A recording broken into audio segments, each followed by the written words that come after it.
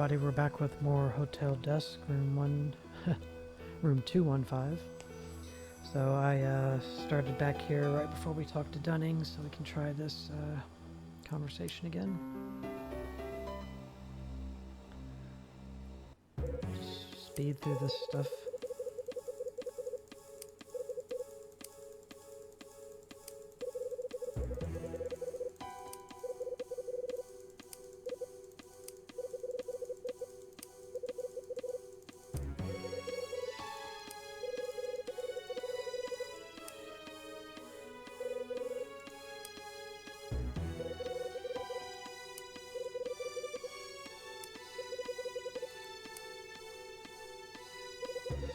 Once we get through this initial stuff here, I'll do a quick save.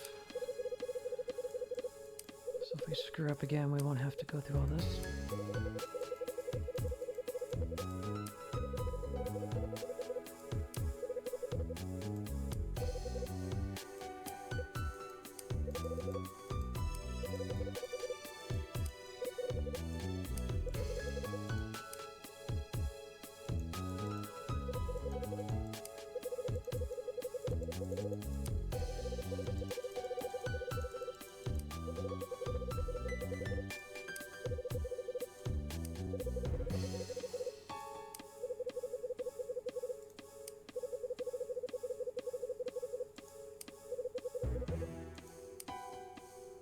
Just not taking the time to read it because I already read it in the last video. So.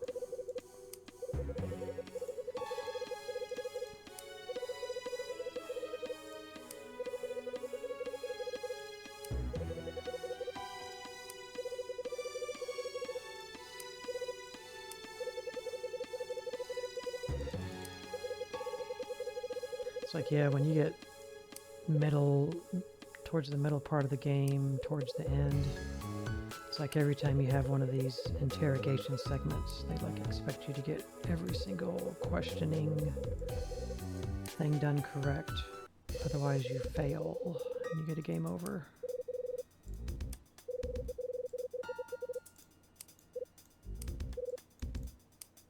Okay, we gotta interrupt him.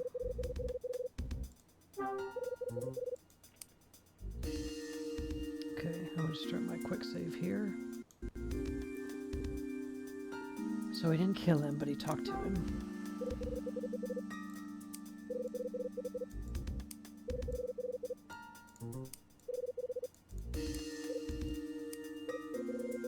We talked about Jenny. Him and Evans talked about Jenny. We found the angel opening a door painting.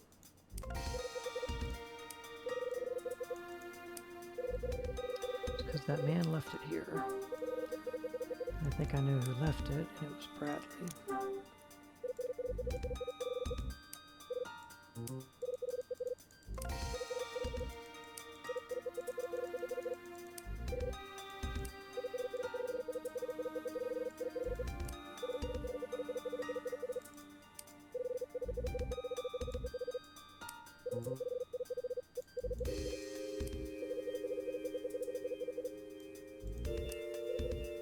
Yeah, it's like maybe Lewis should have let Kyle be the one to tell him that he used to be a cop. Dunning might just whip out a piece and pop him because he's a cop. But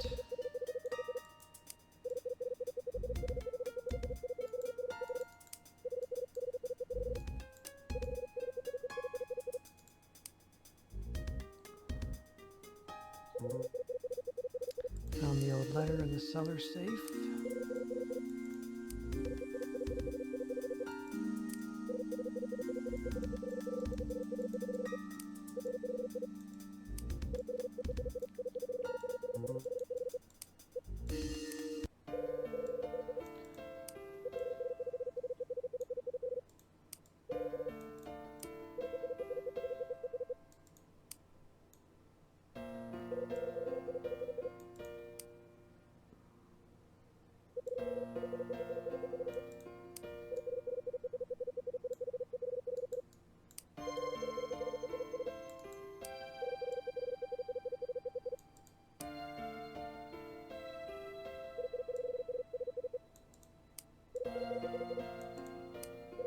Yeah, when you're talking to a character, if they get like the red flushed face effect to go over them, that means you failed. It's not always enough to get you a game over in the earlier parts, but it means you did not interrogate them correctly. It's not just because they're embarrassed about something you asked or said.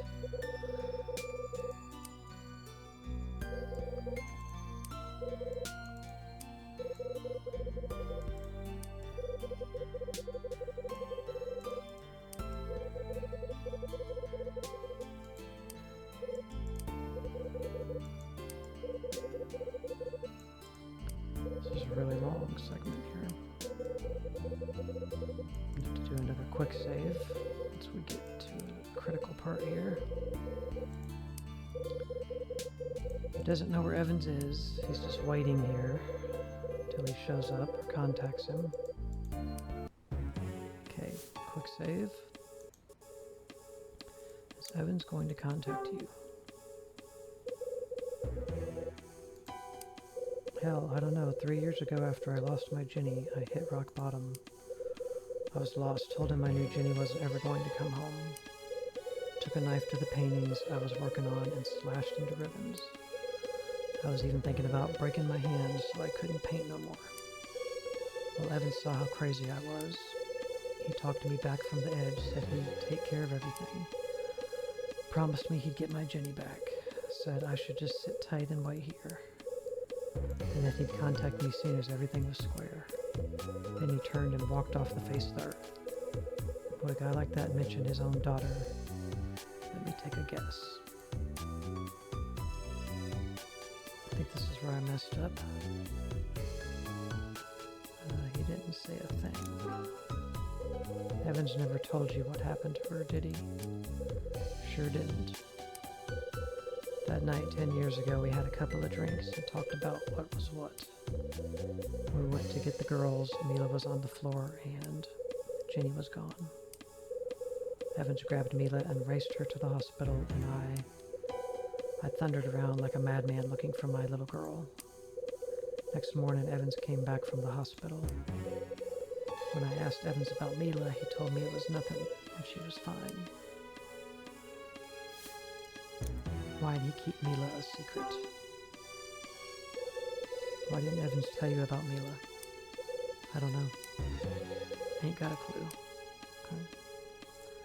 What did Bradley say? The night he stayed here, your pal invited me to have a drink with him. Well, one turned into a whole bunch, and soon I wasn't feeling no pain. That's when Bradley stops chatting about nothing and asks if I knew Evans. Some stranger asked you about Evans. I bet I know what you told him. You lied. You're smart. You lied to him, right? Yep. No way I was going to tell some mystery man I knew Evans. So this Bradley fella got real quiet-like and stared at his glass for a bit. Then he looked up and stared me square in the eye. Told me he was being chased by Niall. Said they was after him because he knew Evans' secret. What is Evans' secret? This is what your pal told me, so you might want to take it with a grain of salt. He said Evans actually chose to work with Niall, except they knew him as Norman. Norman? That's what he said. Said Evans was in deep with Niall. Said he chose to stay there. What did you and Evans discuss? You and Evans talked about Jenny after that night, right? Fill me in. I asked him why Jenny was taken. He said it was 'cause I wouldn't paint no more. Said if I just pick up the brush, Jenny would be returned. Kidnapping is a rough business. I bet I know who organized it. Quick save. I think it was Niall. It was Niall. Likely as not. Leastwise, that's what Evans said. Told me these Niall fellas knew the truth about Osterzone. Said they wanted me to do more painting. But I told Evans I'd never do it, told him no. And that's why they took my Ginny away. Why did you stop painting? Why did you tell Evans you weren't going to paint anymore? Because I was tired. The more popular Osterzone got, the lousier I felt. Evans' plan was moving ahead without a hitch, but to really make it stick, I had to bury my own work, bury who I was. People loved my painting. Collectors wanted them. But all the praise, all the glory, Osterzone got it, not me. Couldn't take it no more. Let's hear it, all of it. All right, Mr. Hyde, I'm done trying to hide all of this. I'm going to tell you everything. Tell you how Evans and me got started. Why they took my Ginny. Why Evans disappeared 7 years ago. And I'll tell you about the other Kyle Hyde I met 6 months back, your pal Bradley. I'll tell you everything he told me, everything I know. All right, you talk, I'll listen. Why don't we go to the bar and have the talk about it? You want me to get into this in front of Mila? She might not like it. Her call. I want to hear it. If it's about Papa, I want to hear it all. Might be hard. I'm just like you. Just like me. When I told you about Jenny, you wanted to know everything, didn't you? What she said, how she cried. You asked me over and over. Mila. I understand. I understand why you kept asking me to repeat things. I was talking about Jenny. You wanted to hear it all, no matter how terrible it was. You wanted to be close to her, and that was the only way. That's how I feel too. I want to know everything about Papa. I don't care what it is, I just want to know. I think that settles it.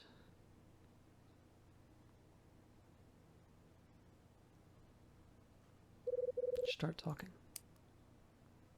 It all started with Evans and me. We was what you call reunited by tragedy. There was a plane crash in Las Vegas in 1960. 2 of the women who died on that plane left behind little girls. One was Jenny's mom, my wife. The other was married to Evans. That's your mom, Mila. I was in the airport just sitting there numb. Then I saw Evans. He and I had been at the same college, studying art and hoping to be painters. And then 5 years later, we were new widowers in the Nevada desert. Took different paths after graduation, you see. Evans followed his father's footsteps and took over the family art gallery. And me thought I was pretty big news, and I tried to make a living as a painter. But no one gave a rat's ass about my work. Barely had 2 quarters to rub together. What with our wives dying, it gave us a chance to talk about the old days. We shared a bunch of drinks and talked about everything under the sun. Then Evans said he thought I was a good artist, about near knocked me out of my chair.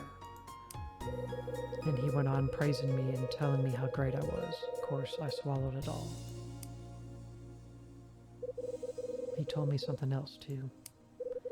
Said he'd given up on being a painter because he knew I was better than him. Then he looked me square in the eye and told me he'd see me famous or die trying. About a year later, Evans comes up with this crazy idea. Said he wanted to prove he had an eye for art. Told me it was my chance to prove myself too. You're a great painter, he said, and history will prove me right. It sounds silly now, but... He was so sure of himself, got me all worked up too. We just wanted to show the world for what, you know? Show the world what for, you know? couple of damn fools. Well, we spent the next 3 years thinking up all the details. And between the two of us, we created Marcel Osterzone out of thin air. Evans rounded up a bunch of old canvases and paint from some art museum. Then I painted up about a couple of dozen pieces or so that we could say were his. My job was to just stay out of sight and paint till my hand got cramped. Evans hung around the gallery and made the art folks think he knew something. He also wrote up a book about how he discovered Osterzone. The one I found in the basement. Yep. It introduced the world to the mystery painter that died too young. In less time than it takes to change a light bulb, his works took off. Collectors started buying up the stuff and paying a fortune for it too. Evans and me were just happy as pigs in filth. The art world loved Osterzone and they loved his paintings. I just kept painting and painting as much as I could. And Evans sold every last one of them for more money than I'd ever imagined. But about that time, Evans and me stopped seeing eye to eye. Evans liked our scam. He liked pulling the wool over people's eyes. He started looking for other ways to fleece people and started getting good at it. But me. The more popular Osterzone's works got, the heavier my brushes got. I couldn't take hiding it in the shadow of a painter I created. It was too much. After a while, I just lost my talent. I couldn't paint no more.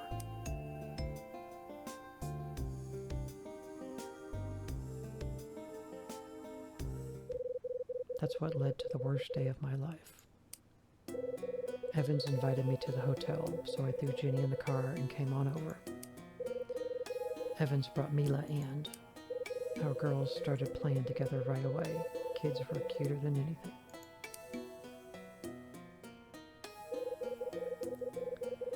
Evans and me left them in room 111 and headed for the bar.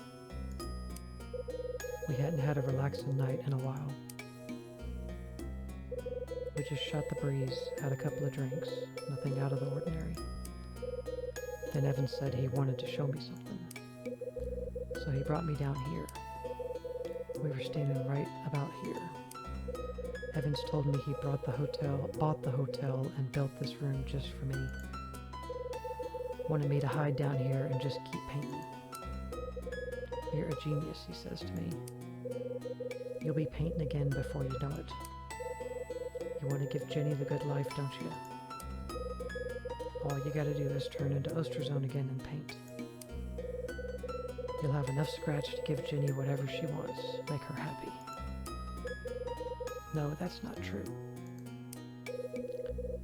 That wouldn't make anyone happy. Why would Papa say that? Man didn't have a choice, girl.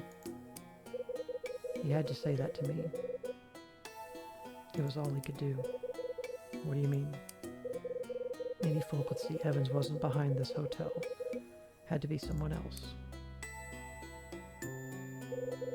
Seems that in all his buying and selling, Evans got mixed up with some heavy hitters. And one group of crooks called Nile had their claws sunk into him real deep. All you had to do was take a look at his room, at this room. Evans didn't make all this for a guy like me. This was a place for crooks to do all their dirty business. I didn't talk much at first, just let Evans say his piece. But then I told him that I wasn't going to paint no more. So then they took her, Mr. Hyde. The damn thugs took my baby girl. They took Ginny. Ah, damn it. Anyway, Evans sat me down and told me it straight. Become Osterzone, he says. Just paint. Do that, and they'll come back to you. What the hell else could I do? I moved down here and started painting, and Osterzone was back. But I didn't care about fame or money or nothing. I just wanted my girl back. But she didn't come back. No, sir. So I kept painting for 3 years, thinking they'd keep their word. But no, one day I had enough. Told them all to go to hell. That's when Evans sent me that letter you saw. I can tell you the damn thing word for word. This is your last job. Finish it and you're free. I won't ask nothing further of you. However, our secret must never be revealed. Keep silent, and I promise that Jenny will one day be returned to you. Go back to the dusk. Be patient. He sent me the deed to this hotel with this letter. I tried to track him down, but like I said earlier, I ain't no detective.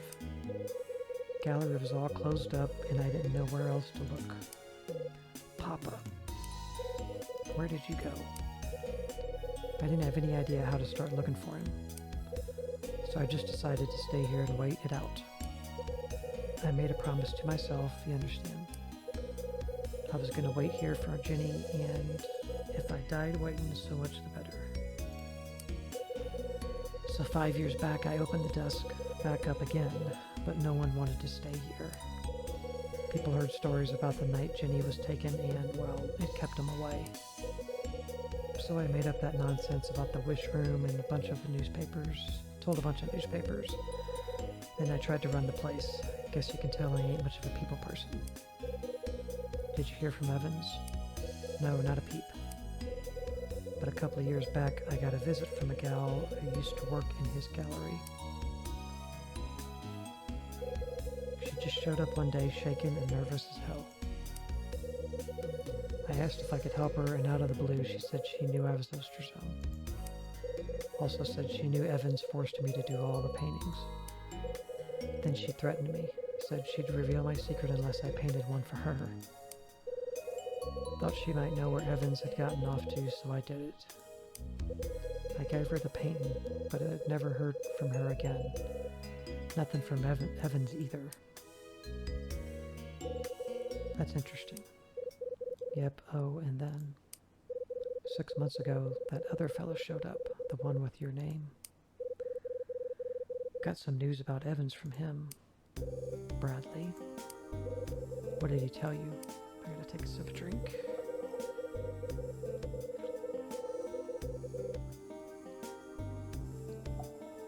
Okay.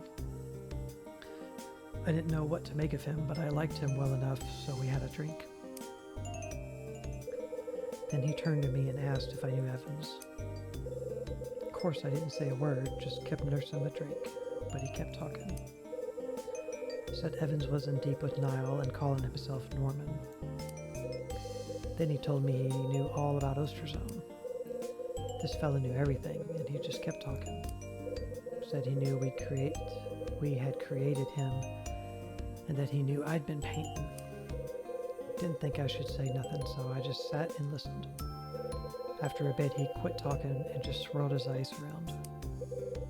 I figured he was done and made to leave, but then he said something real quiet. Told me he made a deal with one of Niall's men, a man named Norman. What kind of a deal? He said they had a sister. Said they were holding her hostage. That was the deal that Evans wanted to make. He wanted your pal to tell me everything the cops knew in exchange for his sister. What? No, I refused to. Hold on, Mr. Hyde. I ain't done yet. Your pal told me he made the deal. Said he betrayed his friends, but when he went to find his sister, she was already dead. Mila. Oh no. He's holding his sister's dead body, watching the steam rise when he hears a voice. You can't change anything. You sold out your people, and you can't take it back. Your sister's dead, and you don't have any family left. You got nothing left. Come on and work for me. That's the only road open for a man like you. I tell you, the sound of that voice, he's a wounded man, Mr. Hyde. So then your pal finished his story and his drink, but he never raised his eyes.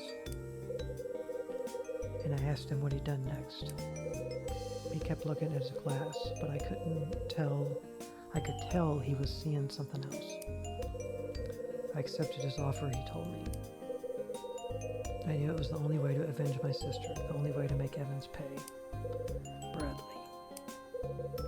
When he finally looked at me, his eyes were hard as any I've ever seen.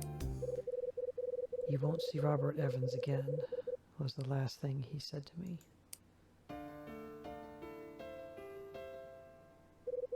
Next morning he checked out, left me quite a going away present though. The painting that had been hanging about above the bed in 217 had been taken down, and hanging there was an angel opening a door. I see. That's why that apple painting was on the floor. He left a photograph and a key on the bed. Photo was of the same one you found. Evans always carried that photo with him. And this here's the key. What's it for? No clue. Key's a mystery I ain't solved. But once I saw the painting and the photo, I knew one thing. I knew everything he told me was true. It was a tough pill to swallow, you know. Evans working for Niall. Never believed things could get that messed up. I took Angel opening a door off the wall and carried her down to the basement. Then I covered the damn thing with a coat of white paint. I just wanted to forget everything I knew about Mr. Robert Evans. That's why I locked up 217 and didn't let no one stay there anymore.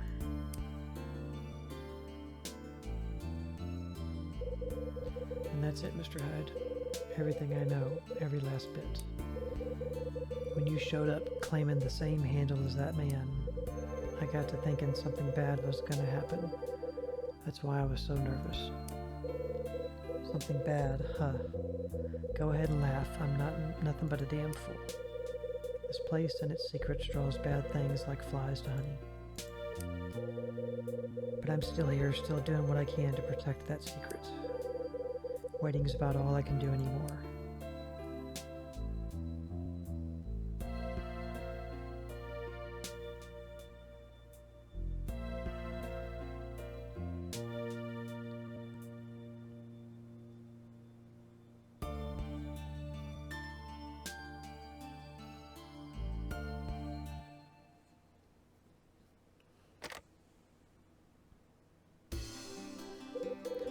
Hyde, what's the good word? I got it, Ed. I finally got it. I told Ed everything that Dunning said. I told him about Evans and Jenny and Mila and Bradley. Ed didn't say a word the whole time, but I knew he was listening. So that's it, huh? Now I know he had a reason for selling us out. He's alive, Ed. Bradley is alive. And he was here 6 months ago. It's funny. He left all these little clues all around the hotel.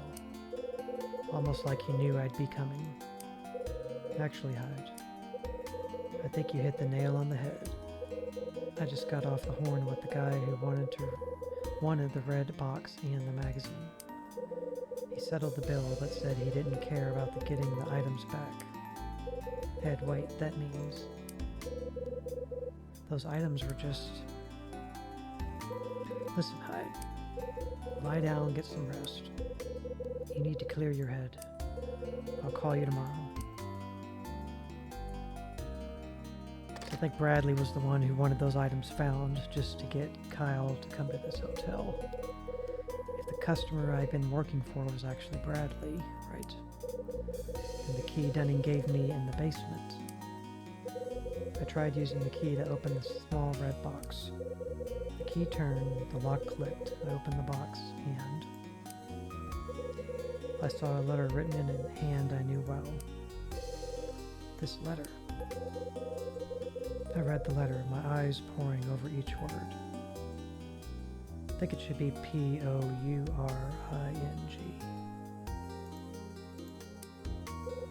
Hey partner, I'm writing this in the hope that you'll find it and give it a read.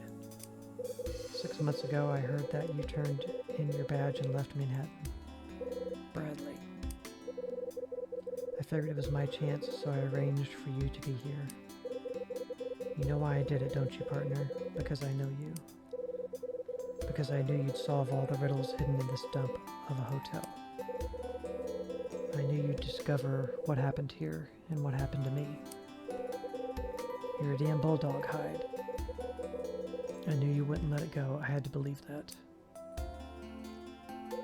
3 years ago, I betrayed you. I put your finger on that trigger and I made you pull it.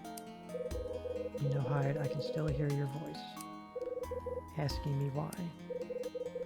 You have any idea how angry you sounded? Of course, you always were the crazy one.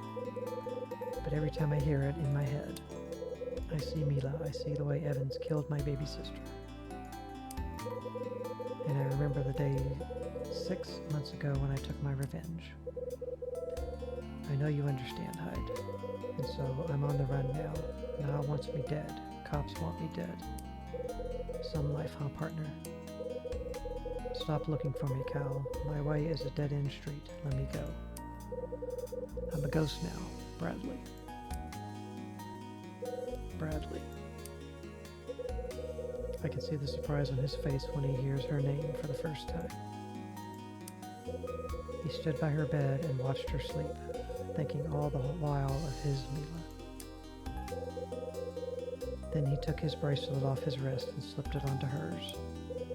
And then... Tell me something, Bradley.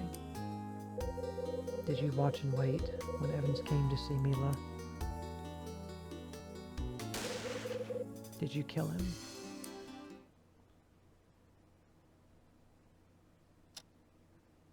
"8 a.m.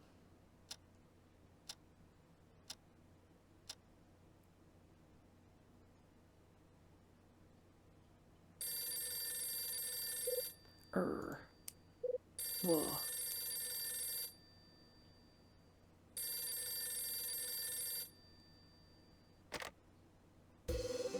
Morning, handsome. Guys, we're actually going to stop the video right here. I think we're getting close to the end here. The next video probably will be the end, but I don't know how much is left, and the timer's stopped for this video segment, so we'll stop here and we'll pick up with some more Hotel Dusk in the next video. So thank you for watching. Bye.